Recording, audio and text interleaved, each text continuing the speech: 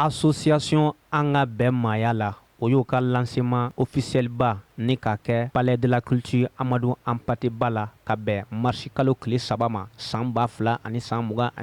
an ma jira aw la k'a fɔ a kɛnɛ kan min ye wele kun bilala ziiridalaw ka professeur ma Nuhum Kamara ale mun ye fasa dumani k'o da association an ka bɛn maaya la min n'a bɛ ka jamana fantan 4 bɛɛ lajɛlen wulini ka jɔ o sen kan o kadira kɔnɔna na wele bilala Ziiririnu Kamara ma ka sabu kɛ a bɛ ka wulikajɔ min ni ka sabati ka ɲɛsin an fa na karamɔgɔ a denw ma a seri Sherif Usmana Madani Hayidara o bonya anu karama o dara a kan a ka taa association an ka bɛn maaya la a lancement officiel ba a kɛnɛ kan an ma jira aw la k'a fɔ a kɛnɛ kan min ye maaba caman olu bɔra jamana fantan a 4 bɛɛ lajɛlen kɔnɔna na n'o ye donsow an ka laadala dugutigiw fɔ ka taa bila an ka pasitɛriw ma o bɔra jamana caman jamana kɔnɔ ani jamana kɔ kan ka na u ka nisɔndiya an'u ka bɛn ni k'o sinsin an ma jira aw la k'a fɔ association an ka bɛn maaya a nakun ye min ye an bɛɛ ka don da kelen fɛ ka bɔ da kelen fɛ bɛɛ ani keleya o ka se ka sabati an ka jamana kɔnɔna na maa si ma fisa ni maa ye abada n'o kɛra min sigi ye o bɛ diya a lancement ba in a kɛnɛ kan